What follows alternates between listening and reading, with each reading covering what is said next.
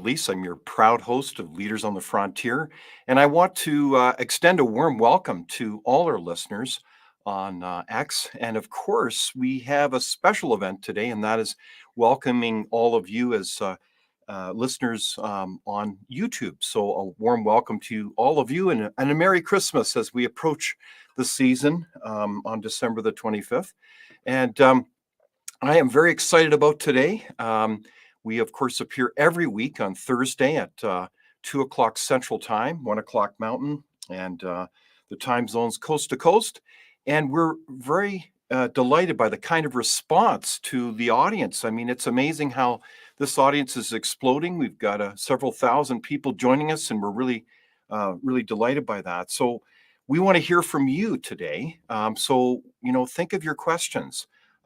It's so important to hear from you, and we've got a lot of comments from previous programs, including one that was just released this last Tuesday.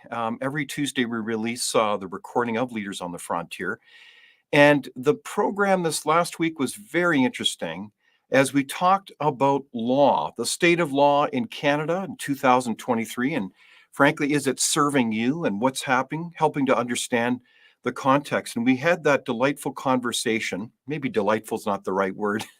Revealing. It was a revelation about that topic. And that was with Professor Bruce Pardy. And so a warm welcome to you, Bruce Pardy. And we're glad that you're going to be here today in this discussion live. Thank you, David. It's great to be with you. I really looking forward to it. Well, Bruce, we had a terrific conversation. And it's quite interesting because you are not only a professor at Queen's in Law, but also a good friend of Frontier, but also you are the executive director of Rights Probe. And maybe we just want to pause before we dive into the whole topic of law, but what is Rights Probe? We would like to probe this topic here, Bruce. Right. Thank you for the question. Rights Probe is a think tank. It's a small think tank. I like to describe it as a law and liberty think tank. It's a division of the Energy Probe Research Foundation. And we focus on, if you like, the shifting legal ground beneath our feet. We try to explore the ways in which the law is changing, has changed in a way I think that would surprise a lot of Canadians, although a lot of Canadians can see it now. Mm-hmm. One of the things that happened during COVID is that some of the things that were already the state of affairs in the law became much more apparent, transparent. And I think for some people, it's been a bit of a wake-up call. So we like to explore these issues to try and figure out, what the state of things is, what's wrong with it, where we went wrong, and so on. So bravo on you. So check out Rights Probe. What are the coordinates on that, Bruce? Yes, so we have a website where all the material is posted. It's rightsprobe.org. That's RIGHTSPROBE, one word, .org. Excellent. So this is very important insights for every Canadian. They matter to our day-to-day lives. And we're going to go through some of those examples over the next hour. And we certainly welcome, again, the questions from the audience in terms of what you think, in terms of, use the phrase, the shifting ground of the law beneath our feet is so profound. And speaking of the law, we obviously had that discussion. We released that recording on Tuesday, and we had some delightful comments, a lot. And I just wanted to highlight a couple. One was one of the members of the audience views you, Bruce, as a national treasure. And we all know that, but it's just important that we mention that. And I mean that sincerely. It's amazing in Canada, we can't take these issues for granted, or the rule of law and all that goes with it. But you're one of the outspoken leaders in our country on that. So that is true. So I would agree with that comment and keep those comments coming. So that's very nice. Well, thank you. That's very kind of them. Of course, I have a lot of company, and you're among them, David. And it's very important that we carry on with this. So thank you. It really is, and it's not for the faint of heart. So thank you. The other comment that we got was from a person who said, the last 3 years have been difficult, referencing COVID-19. And to be able to have this discussion was so helpful to understand the perspective in terms of what's happening to our civil liberties and what the heck happened. And so he was very grateful for that discussion. So those are heartwarming comments and show that people seem to be really recognizing the kind of points that you're making, Bruce. And just to recap, for those people that haven't listened to that recording, please make sure to subscribe um, to our social media channels. Go to the Frontier Center for Public Policy website. Look at the program with Professor Bruce Pardy. And on that note, if I had to sum up our discussion, and I'm going to attempt this, Bruce, Okay. is that you really powerfully laid out how we have two kind of visions of the law. You called one the so-called blueprint law, where, dare I say, a lot of busybodies seek to control every aspect of our life. Those are my words, not yours. And then secondly, there's the other traditional, dare I say, classical liberal view of law that respects the individual.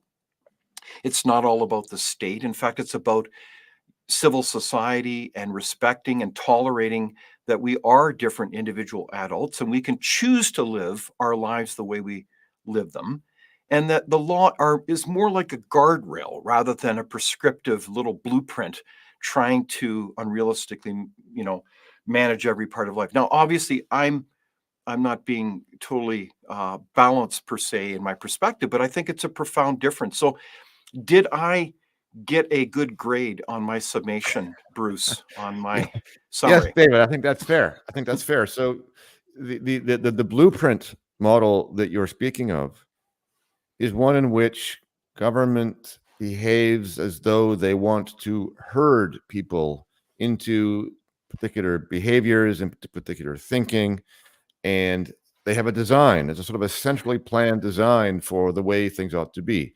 And yes, that can be contrasted with the other way of thinking about this, which is people. The starting point should be that people own their own lives and they make their own decisions about how they want their lives to go. And yes, Wow. you need the law as a guardrail, exactly as you said, to be there when things go wrong, when things Mhm. get violent or the like. So we're not talking anarchy here, but we're talking about a society in which you have sort of a basic legal framework that will allow people to direct their own destinies. Wow. And as time goes on, we are getting further and further away from that.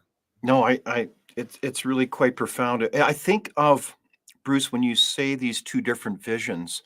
I was thinking about it a lot last night and really reflecting on this in so many conversations and experience over the years. And one of them I recall was with quite a conversation with a friend of mine, the Honorable Grant Devine, the former premier of the province of Saskatchewan. And he led quite a shift in public policy, but more than that, I would say a culture and really a profound fork in the road, if you will, for Saskatchewan. Saskatchewan, as you know, has this incredible history of being ground zero for the founding, really, of socialism in Canada. Hmm. And then it went forward. It was kind of, not really working very well as they sought to make everything under the authority of the state. Every enterprise. It was really remarkable. So he took a different path. But on reflection of that history, that has resulted in frankly Saskatchewan being one of the most successful provinces, I think, in our federation, I would say. Hmm. And as I asked him about that history, I said, what would be the key takeaways? And he said a couple of them. One is culture Hmm. and the attitude of enabling the people to succeed, empowering them. So I thought that was a very profound point. But he said something else, that as the state gets so huge, you have to be very practical in what you can manage. And if it gets too large, you just simply cannot be realistically grounded in what you can manage. And I thought that was a really kind of a profound but simply stated difference that reflected our discussion Hmm. about these different paths of law, that the state gets so huge that basically it's the administrative state, Hmm. as you said in our discussion, Bruce, that is really controlling all our lives. And no politician is going to be able to manage that. Does that resonate with you? Oh no, that's true. So we have undergone both in Canada, but more broadly in the West, what has been called a managerial revolution. Indeed. And it's happened over a long period of time, Yeah.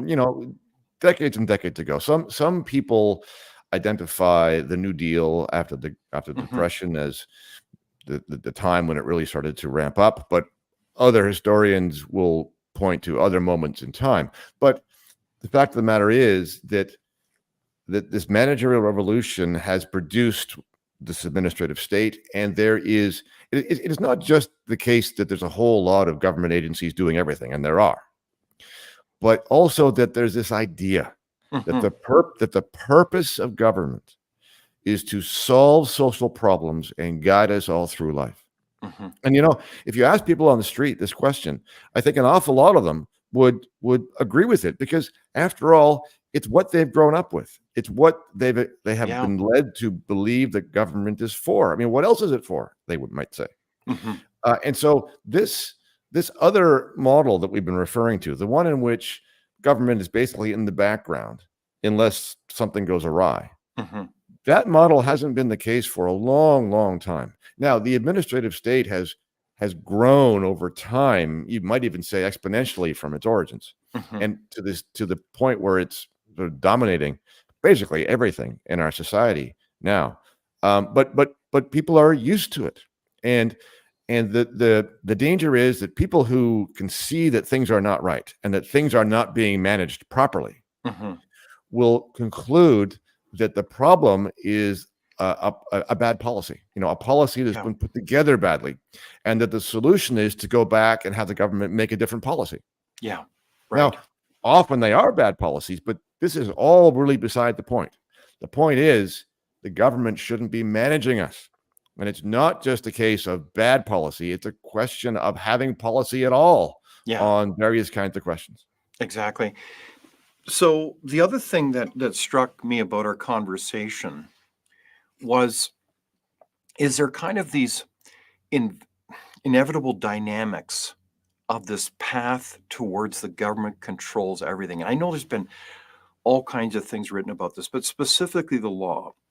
Mhm. So when you said about how wokeism or cultural Marxism has embedded itself in so many institutions, basically saying, if everything is about the oppressed versus the oppressor, it's a profound ideology that justifies the state getting its fingers in everything, using the Yes, state to yes. rebalance power. Everything's seen through these cynical, hate-filled views of.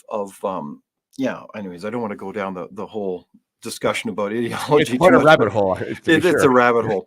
But it is a very important driver, I would say, as you Yes, said, yes. about building the state bigger. Because of this social injustice, we've got to intervene here, here, and here, and also over there, and they control everything. So it's an incredibly patronizing, destructive view, I think, of other people, that we think the worst of other people rather than the best of each other. And so is it kind of like a profound, almost statement about psychology and how we view other people, or what do you think? Well, yes, in part, but I mean, I think it's quite right. If you take these two examples, and there are more examples, of course, on the list, but these two examples, the wokeism and COVID. Hmm. I mean, you could frame it this way: part of the explanation for why governments have gone have embraced these things so strongly Hmm. is because, as you alluded to, they justify management. Hmm. If Exactly. if if you are trying to achieve social justice in the sense that you're trying to to pursue writing an unlimited number of microaggressions Hmm. between the oppressed and the oppressors. That requires an unlimited degree of expertise, first of all, and attention and interference in the way people interact. That is a perfect justification for more and more management in personal relationships. Wow. And COVID, for its sake, um, requires, well, let's put it this way. COVID, in a sense, was the managerial state's perfect storm Yeah. because it justified the managers, and I'm using that word very broadly. I don't mean managers in the sense like a bank manager. I mean the managers of society. Mhm. The managers could justifiably tell us all exactly what to do and when. Here's when you're going to leave to Wow. stay in your house. Here's when you're going to close your business. Here's when you're going to mask your kids. Here's when you can't stay in the park. I mean, it's a triumph. I mean, Yeah. it didn't work. It didn't work. And Right. I want to keep this in mind. Management, as directed by government, does not mean that the government's going to give you a good outcome. That's Mhm. totally beside the point. The point is not the outcome. The point is the control. Exactly. And so if you look at both the wokeism and the COVID, the woke continues to be, and COVID was a perfect situation for the state to tell us all what to do. I think you're absolutely right. Yeah, COVID-19, the state on steroids, and Right. political control. So I do want to take our conversation for a second, flip it on its head, and say, are we being too polite? In the sense that, Bruce, yeah, the law's out of control. It's about micromanaging people. But quite frankly, it's all driven by these politicians that are notorious for wanting to stay in what again? Oh, yeah, power. Hmm. And they just simply want to use our money. So they will do anything to say anything with your money to get your vote. And yeah, so, political parties are not about public policy, really, when you scratch beneath the surface. They say they are. But once they get into power, it's just the same old circus where people want to use your money. So they just keep expanding the state and promising more and more. Right. And so, am I being too cynical, Bruce? No, you're not. No, you're not. So it's a funny thing, right? Because so when we talk about markets, those of us who champion markets Hmm. accept as sort of a premise that when you're transacting in a market, you pursue your own self-interest. Hmm. And that that's good. That's fine because that self-interest allows the market to produce the best outcomes. But then we forget that people pursue their self-interest when they're in government instead. Exactly. And so both the politicians and the bureaucrats who are embedded in the state, the first thing that they do, and this is just because they're human, not because they're evil, it's just because they're human, they pursue their own self-interest. So if you give them power, to tell the rest of us what to do, they're going to use it. Yeah, And, exactly. and we've come to the point now where we used to have these ideas, and they were never pure, never absolute. There was never a sort of a golden moment where everything worked exactly the way it was supposed to. But we've had these ideas in the past that have restrained governments, both Mhm. politicians and bureaucrats and courts, even. And we sometimes call that idea the rule of law. Mhm. That idea is fading away because the people who are in charge of things actually don't really believe in that idea anymore. Mhm. So, it's still hanging around. People will still say it applies. People will still say it's important, but really it's not. Okay, so Not you mentioned the word fade. Yes. So, gosh, this could go in so many areas that are fascinating, but when you think of the awareness and the appreciation for the incredible tradition and inheritance of the rule of law and all that goes with it, and that vision of society, the good society, I would Mhm. say not the state society. Right. We've got a big task to get the word out there, the level of awareness that people would wake up so they can see what's going on before they lose Yes. that sight. Is that Right. right? It is right, but part of the challenge here is that people elites speak in code often, Yeah, and they indeed. speak in terms that are frankly designed not to be completely understood. They lie. Well, they lie, but they do lie on occasion, but also they speak in a way that reflects their own predilections.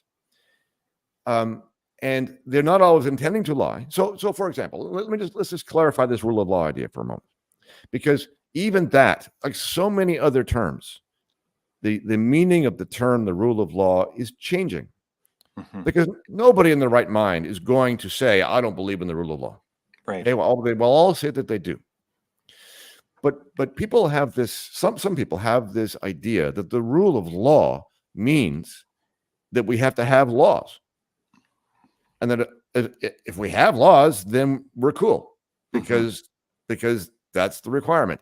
And that's not what the rule of law, at least for my money, that's not what the rule of law means at all.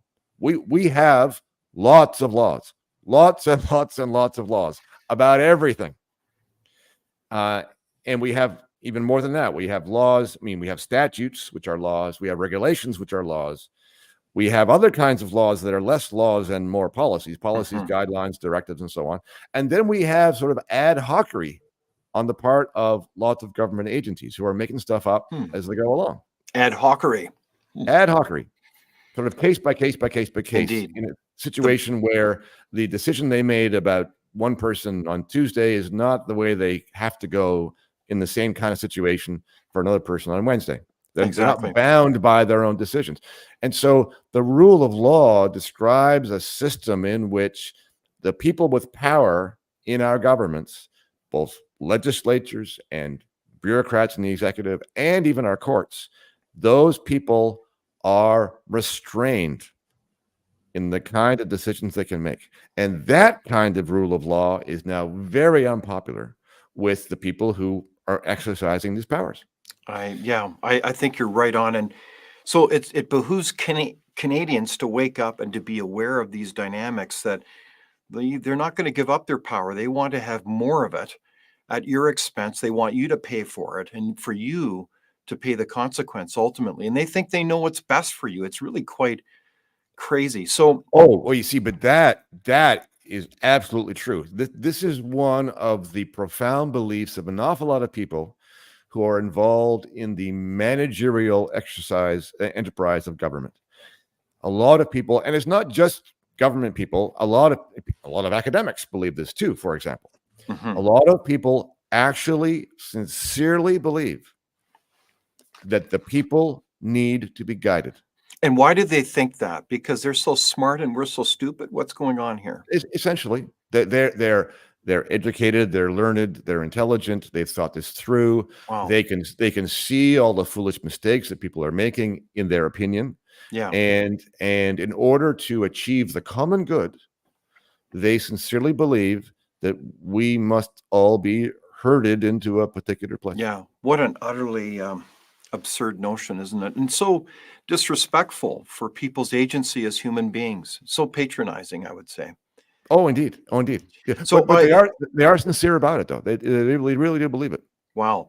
So I am speaking with Professor Bruce Pardy, law professor at Queen's University and executive director of Law Probe and a friend of Frontier. Rights Probe. Close enough. Rights Probe. Pardon me. I was close, though. Close, yes. Sorry. My apologies. That's but right. No please join our conversation with your questions. And one of the questions I do have is freedom of speech compatible with a huge state that controls everything? Yes or no, Bruce? Well, it's increasingly looking like the answer is no. No. Right. I mean, this is the implication. So our freedom of speech is being restrained both in a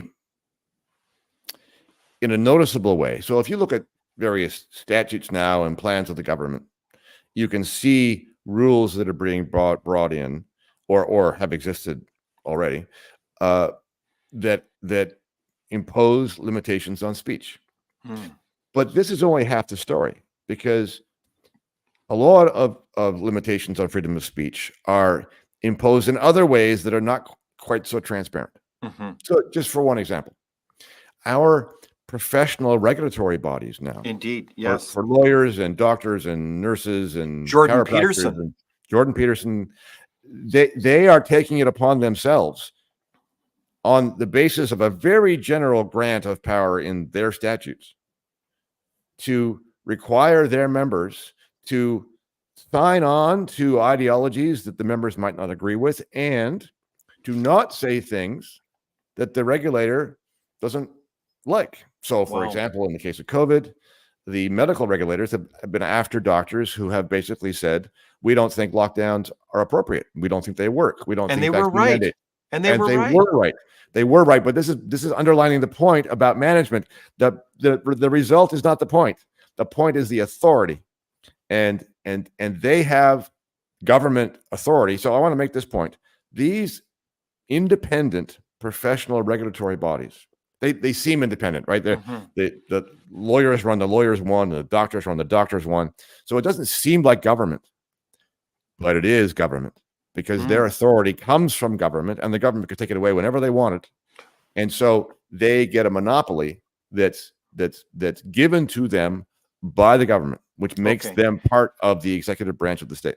So let's just, I think that point is well taken, but let's just back up for a sec. So these special professional societies, they're privileged, and I use a loaded term, they're privileged because the state has said you can have that special authority to regulate yourselves. Is that right? Yes, correct. So like that means law societies? Correct. Medical societies? Yes. Teachers? There's a whole raft of them. The whole gamut. Basically, any profession in Canada has the ability to dictate the terms of how and when you will keep your license if you're any of those kinds of people. Okay, so I have a really interesting story as well. It has to go with an associate of ours at the Frontier Center for Public Policy, Graham Lane, has been in conversation with his professional society. It's called the Canadian Association of Chartered Accountants. Right. And it is shocking, but the association seems to be adopting a certain set of codes of conduct, including environmental social governance, this whole clever index scheme that certain parties are promoting to use your money for woke causes. That's correct. To divest from all oil and gas, to do a variety of things. I thought accountants were supposed to be there to be very focused on facts and the information, the data. Is that a good example where all of a sudden you've got a society that seems to be kind of being pulled in an ideological direction? That's a very good example. That's exactly what I mean. You'll get one of these regulators adopting an ideological position on something and then requiring their members to adopt it too. So when you think of your professional advisors, whether they're accountants or lawyers or doctors or whoever they are, as independent, that characteristic is really not obvious anymore. The profession may be independent of the government in the sense that the regulator is independent, but the regulator may not be allowing the individuals to be independent and to express themselves independently. So you're really, this is really profound stuff, Bruce, that you're talking about, because it begs the question then, is my doctor serving me or serving some kind of weird ideology?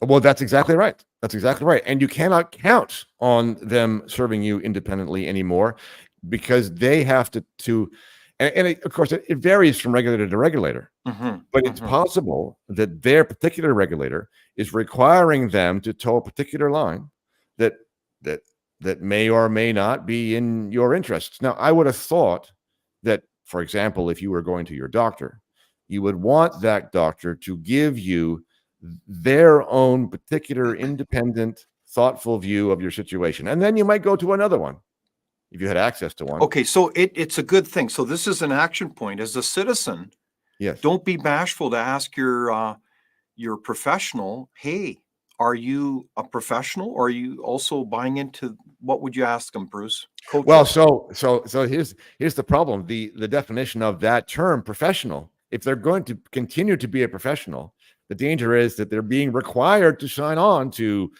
Wow. of these things. So this is And kind of sneaky stuff, isn't it? They're trying to oh, do the well, you see, sidestep.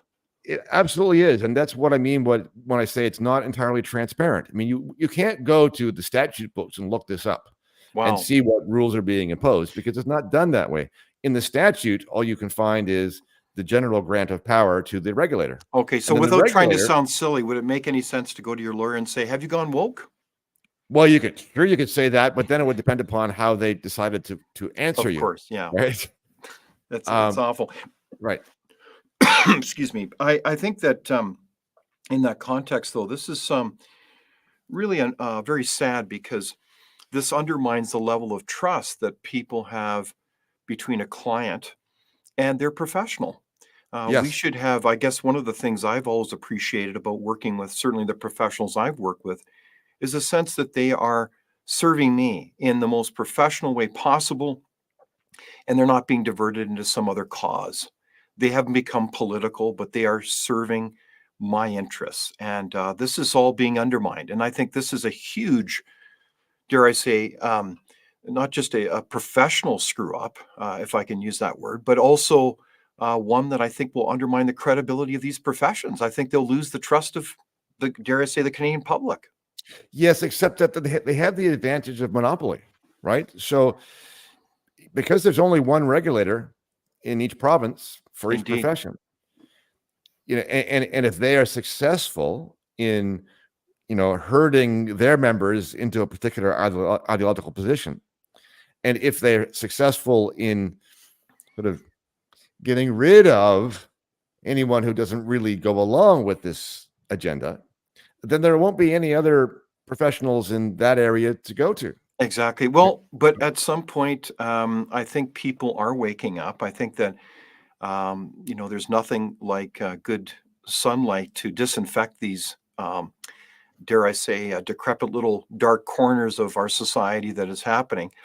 And I know that you've done some incredible work with law societies, and we know a bit about that. But I think that there's a real need for light to be shone on these issues and for Canadians to debate this. It's not just for the quote um, societies to discuss this in their own little room. And I think if they don't do that, and if they're naive to that, I think they are into a rude awakening over time.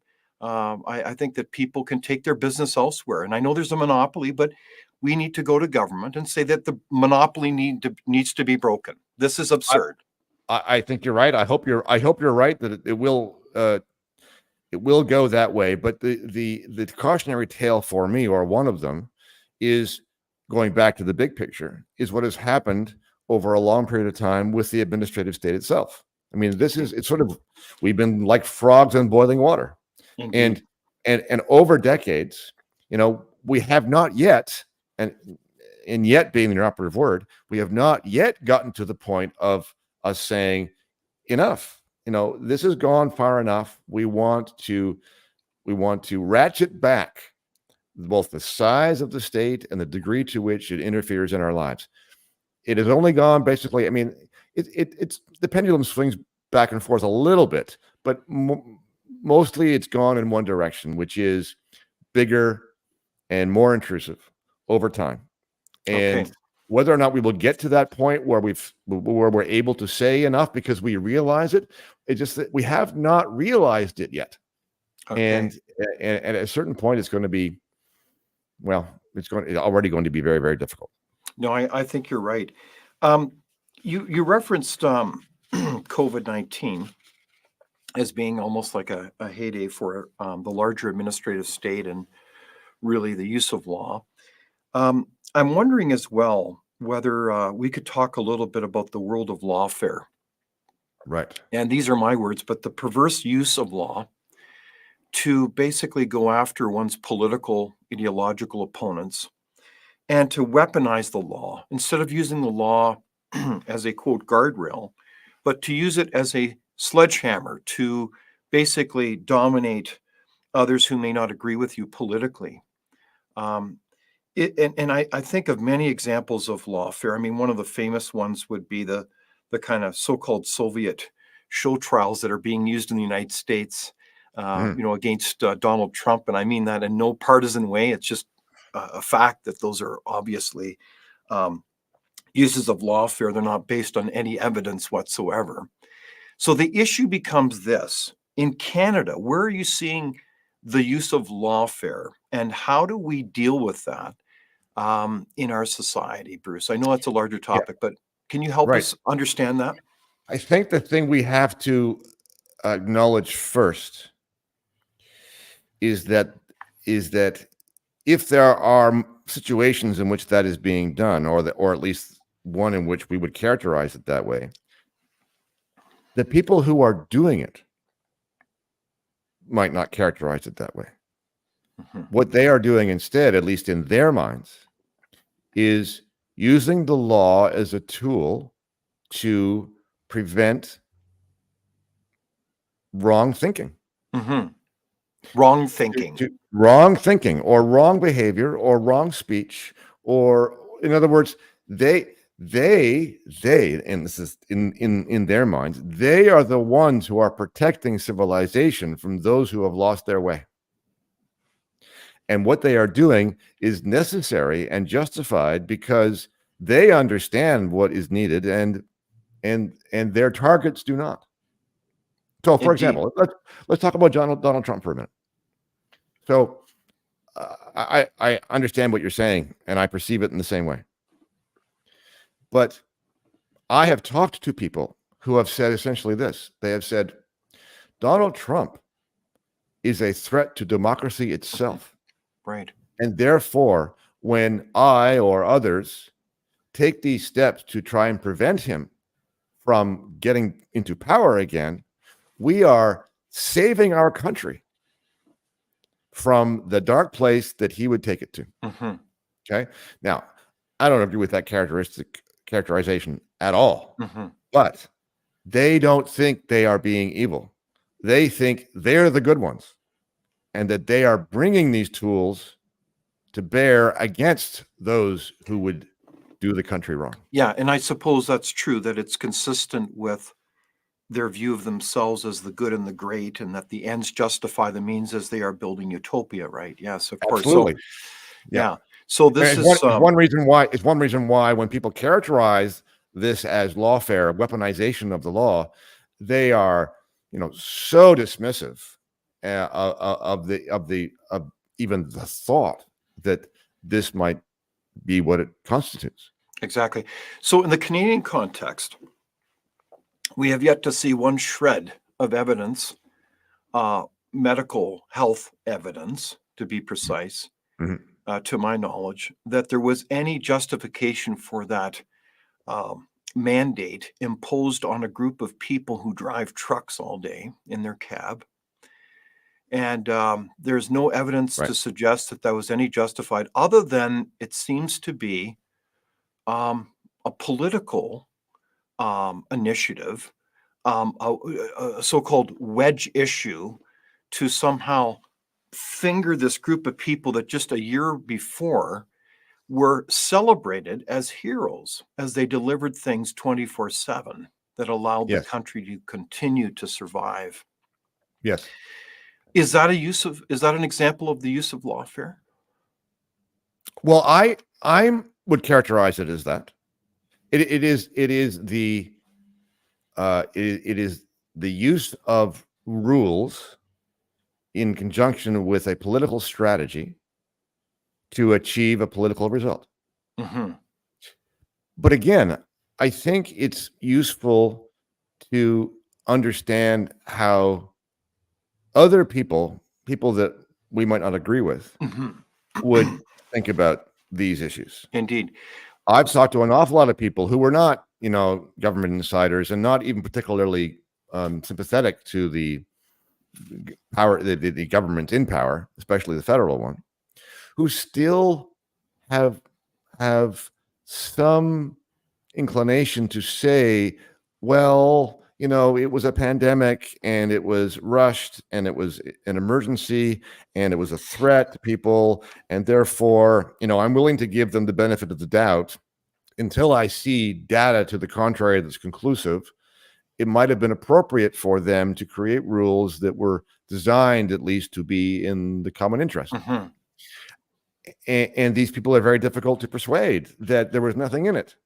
But surely one of the hallmarks of good public policy, and dare I say good lawmaking, is the transparent tabling of information and data to support your decision. Otherwise, Well, in light of everything that's happened, it's just all political nonsense, isn't it, Bruce? yes, that's true, except that we have this. Our system of government for forever, no, forever is an exaggeration, but for a long, long time has been based upon the idea of legislative supremacy, Mhm. meaning an elected legislature can pass any rules that it wants. And its justification is the fact that it's elected. In other words, if you pass this bill, you're not obliged to show the population your reasoning for the bill. I mean, you Wow. might want to because it's politically sensible to do Okay. that, but you're not required to. So if the legislature passes a statute, assuming that the courts don't declare it to be unconstitutional, which is the one exception, the legislature can do anything it wants. Wow. This sounds like And Louis the 14th. we see that work. That works for as long as you have wise and prudent and restrained legislators. Mhm. Indeed. Well, But it's when you don't, interesting. now you're in trouble. Yes, indeed. And as we speak now, the federal government is ramming through its so-called just transition bill, which will transform the economy and every Canadian's life, the cost of living, Yes. as they basically phase out oil and gas and really change affordable energy. And that will cascade through every area, and certainly in our analysis, every area of the economy, because the oil and gas industry isn't just based on your vehicle. It also relates to the cost of manufacturing, every industry called forestry, mining, service sectors. I mean, everything. Yes. So it's Yes. kind of a Yes. really, really, in our opinion, a bad public Oh, policy. it's terrible. It's a It's terrible, terrible. terrible, terrible idea. And It meanwhile, makes they're allowing for just a meager set of a couple hours of debate.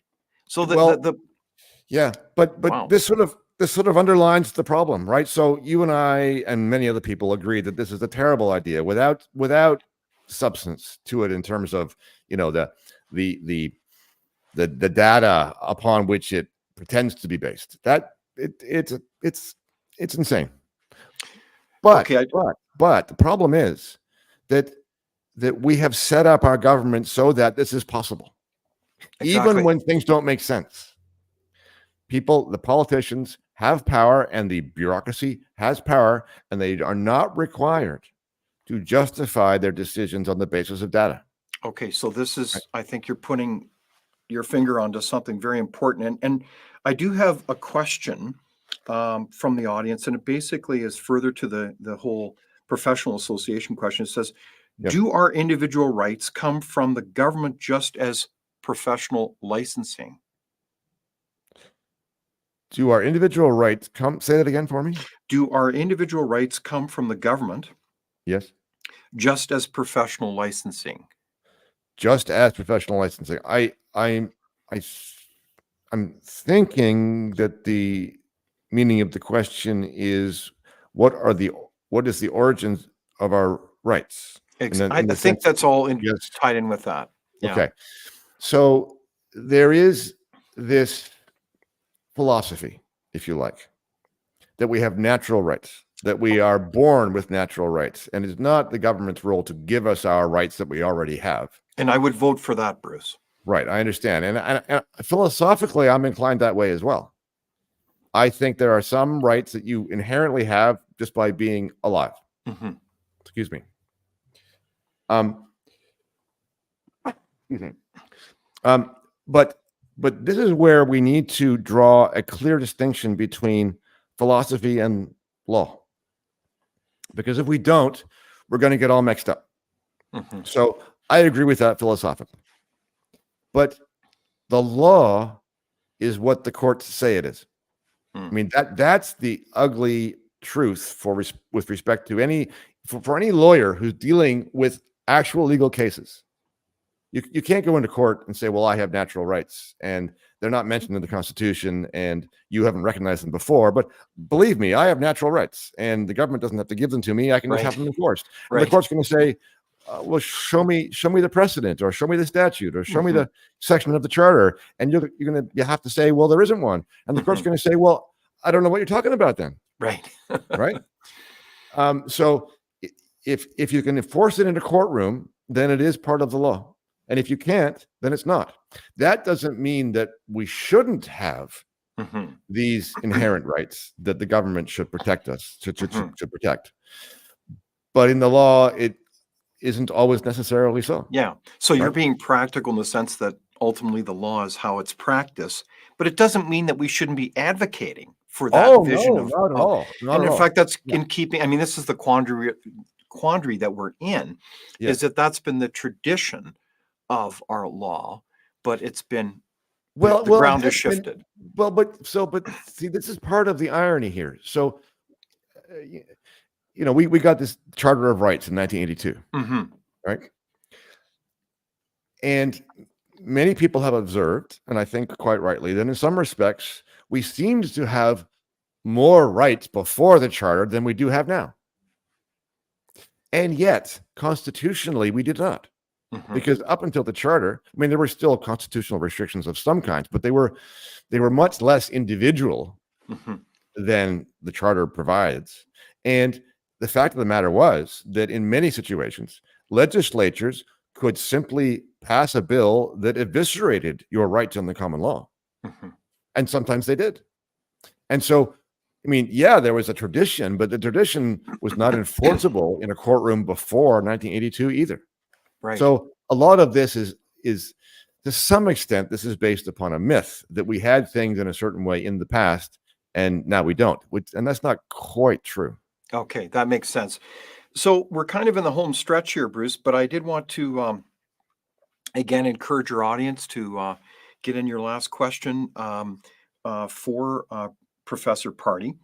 And I do have another one here, but I did want to just wrap up with a kind of a question, and it relates to what do we do here in terms of action? What's our counsel? And one of the things I know that I've shared with you is an interesting book called Re-Enlightening Canada. It's been published by Frontier with Dr. Brian Schwartz, a law professor at the University of Manitoba. And basically, Dr. Schwartz makes a number of interesting suggestions in terms of how we can perhaps get the law better on track. I mean, if we look at so many elements of our universities are kind of off the rails in terms of being places of intellectual diversity. I mean, not entirely, but they're really quite challenged.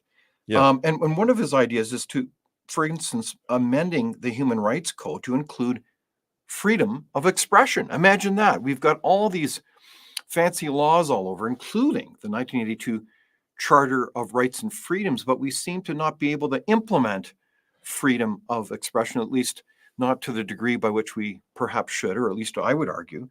Is Dr. Schwartz onto something here? Yes and no. So I agree with him that these kinds of rights ought to be protected by human rights codes. And I agree that it would be a good idea to insert them because right now the human rights codes don't operate this way at all. And there are some that literally, for example, the one in BC literally says that you cannot make public statements that discriminate on the basis of some protected ground. Yes. So largely these human rights codes are acting to suppress speech. Yes, I take that point and I agree with it. But there is something more insidious even about how human rights codes work, which is this. It appears that they are worded such that they give everybody the right to be free from discrimination, both from government, but also in the private sector. But the way increasingly they are being interpreted, and there are some loopholes built in to them, that means that this right of not being discriminated against is being applied selectively in favor of some groups and not in favor of other groups. So for example, let's say you are a member of a hiring committee at a business, a corporation Mhm. of some kind, and you are heard to say the following thing. You've got a stack of applications for the next job, and you Mhm. say, "Well, let's hire her because she's a woman." Mhm. Okay. Well, that's fine. You're showing that you are awake and woke and Mhm. interested in social justice, and you want to increase the number of women in your workplace. You're going to be praised for that. But let's just turn it around. Let's say you are overheard saying exactly the same thing, but only change it a little bit. Let's not hire her because she's a woman. Okay, now you're in hot water, Wow. right? So you can express a preference in favor of certain groups safely, but not against them safely. Or let's turn it around because So the it's same thing is only you're saying it's only one way, Bruce? it only goes one way in Wow. many circumstances. Let's try the other way around. Let's say you have a male applicant. Mhm. Okay. Here's one thing you can say safely. You can say, probably. I mean, probably. I don't want to predict the result in every single situation, Mhm. but the trend is if you are heard to say in the meeting, well, he's a man, so let's not hire him.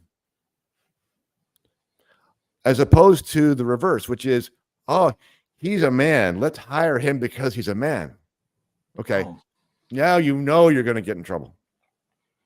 Right. So the tendency is now that these rules are applied in a particular direction. Gosh. And the Ontario Human Rights Commission has even said out loud in a decision that white people cannot claim discrimination under the Human Rights Code. Sorry, can you repeat that? The Human Rights Commission of Ontario has said out loud in a decision that white people cannot claim discrimination Wow. under the code. That's almost bizarre. Well, yes, it's bizarre if you look at the wording, but it's not bizarre if you look at the trends. Okay, but in that context, I thought that, I mean, when I was a kid, I always memorized Martin Luther King Jr.'s speeches. And Yes, we know the speech well that we judge people not by the color of their skin, but by the content of their character. yes, And dare I say, their merit. right. But when people say that today, they're called racists because that's what they mean by racists now. Racism today has been turned on its head to mean something else. What a What they whole, mean, yeah. what they mean today is that you are not giving preference to the right races. Wow. If you What a insist, horrible. if you insist of applying the same rules and standards to everybody, then you are a racist. Well, I beg to differ, Professor Party. Yeah, I would advocate for a society that is based on our character, not no, our color of our skin. Period. I wholly agree with you, but there are forces out there that do not. So, in this context, though, I think you've hit a very important chord, and that is where do we go from here in terms of hope?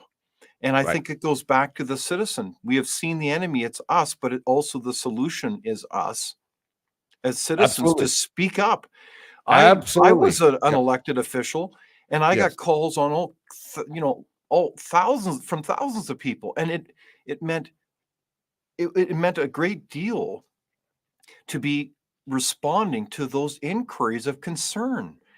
And I think if we leave a vacuum, we have given a de facto stamp of approval on this nonsense. Isn't that 100%. right? 100%. We have to have people in numbers decide that they are tired of being managed by Wow. people who think they know better than them. But until that happens, it's going to carry on. Okay, so citizens do have a lot of power. I think that that is true, but we have to mobilize people to pick up the phone once a month and call that representative on a thoughtful issue. I don't mean this in a pestering way or a Sure. thoughtless way, but in a respectful way. Yep. And to Just speak up. The thing that I found fascinating about COVID-19 is that I was really quite astounded by how compliant Canadians were. And I know that many Canadians are very nice people. Gosh, if we step on each other's toes in the elevator, we're all saying sorry before we even go down to the floor. But what we have is a situation where it begs the question, how do we speak up for ourselves and not assume that the government always has our interests in mind? And I think what happened during COVID-19, and maybe I'm being a little bit too cynical, but this revelation crossed my mind. I was the head of my church for a while, Mhm. and would you believe our modest-sized church was getting $125,000 every year from the federal government. Wow. And I think this is the story across the country, is Yes. everybody got a little bit of money. I Right. personally didn't, but Right. a lot of people got paid off. And I Yes. use that Yes. phrase deliberately and respectfully. Even seniors who have a regular, slot of income got an enhancement. Yes. So by Yes. golly, there's a reason why we have such a monster-sized debt and deficit, is that they just opened up the spigots and basically paid everybody off. And there's a lot of people who are just happy to be compliant and almost take a quote Yes. sabbatical. But see, this is the, if I can use the word, I don't like the word, but I'm going to say this is the structural problem with the administrative state the way it is. The more people, the higher the proportion of people who become dependent, reliant upon the administrative state, the fewer people who are going to be able to say, we don't want this anymore. And once you get past a certain threshold, that is the likelihood of it happening becomes quite small. Wow. By the way, I'm getting a lot of comments. One was, gosh, I'm sorry I joined the program too late, but it will be recorded, so be sure to stay tuned. And another comment is it is true. Our political system is absolutely flawed and certainly not democratic. And I think that's kind of what you're saying, is it not, Professor Pardy? Well, I'm not saying it entirely. I mean, we still have elections, but the decision about what's going to happen tomorrow is less and less a decision that's made in the legislature, and more a decision that's made in the back rooms. Indeed. Right. So one of the things is, just to reiterate, the importance of the citizen's role. And there are lots of areas of hope, I would argue, across the Canada. I think the example of the truckers was really quite an inspiration, not only for people coast to coast in Canada, but certainly around the world, as they really lit up the question, are these mandates necessary and appropriate given the kind of very low mortality rates and so forth. So that's one area. The other one is, I think, in good public policy. And I know, Bruce, we've talked about this before, but at Frontier, we celebrate the work of a labor finance minister, no less. And that was from New Zealand years ago when New Zealand was going sideways. There was the great Sir Roger Douglas. And by the way, you can find my interview with him just recently from a number of months ago. But the whole point was Sir Roger Douglas was getting rid of privilege, the Right. special interests who drive a lot of our so-called public policy in our country. Yes. And what I liked about Sir Roger was, well, let's just take education, for example. We could Yes. sidestep all this nonsense about, educational woke bureaucracies by giving people, what are they called? School vouchers. Give the money to the parents and they choose where to send the child. And this is long overdue, I think, in our country, to have those kinds of fulsome debates around really giving the money, or letting people keep their money, quite frankly, so they Yes. can make their choices. And so I think that's part of the answer here, isn't it, to this messy business of how the law is evolving, Professor Absolutely. Pardy? The more choice that people have over their own destinies, the better off we are. So you would Because you're vote not. for that. Yeah. And let's get back to the truckers for a moment. I mean, the truckers were such an important moment for this country, I think, in part because it was one of the first times I can think of where ordinary people basically said, enough. We don't trust you anymore Yeah, to make our decisions for us. yeah, We don't give our consent to this. We don't accept your authority to decide this for us. And exactly. and that and that was the real threat to the government. I don't mean there was an actual physical threat. I mean, they weren't going to storm the parliament or anything, but they were expressing an opinion that actually undermined, or had the potential to undermine, if it spread, the legitimacy of the way things are done. Well said. And that's why it's such a good start. It's a start of something. and I hope we can build on it. Well, I really like your vision and the way you think, Professor Pardy, and I'm so grateful for your leadership and your work, and that you could join us for this conversation. And we're going to keep this conversation going with Professor Pardy and so many others. So be sure to join us every week for these live discussions on both X and also on YouTube. And we welcome your comments and your feedback. And we're so delighted that so many of you could not only contribute your questions, but also your comments. So again, thank you, Professor Bruce Pardy, and be sure to join us next week. And I believe we're going to have a discussion about Christmas, no less, with Professor Jerry Bowler, who has written about the 2000 story of history, its true meaning, of course, but also how Christmas has been used by so many for their own agendas. Imagine that. But I think you'll find that a fascinating discussion. So I want to thank you so much for joining us, and we'll look forward to that discussion next week. Thank you.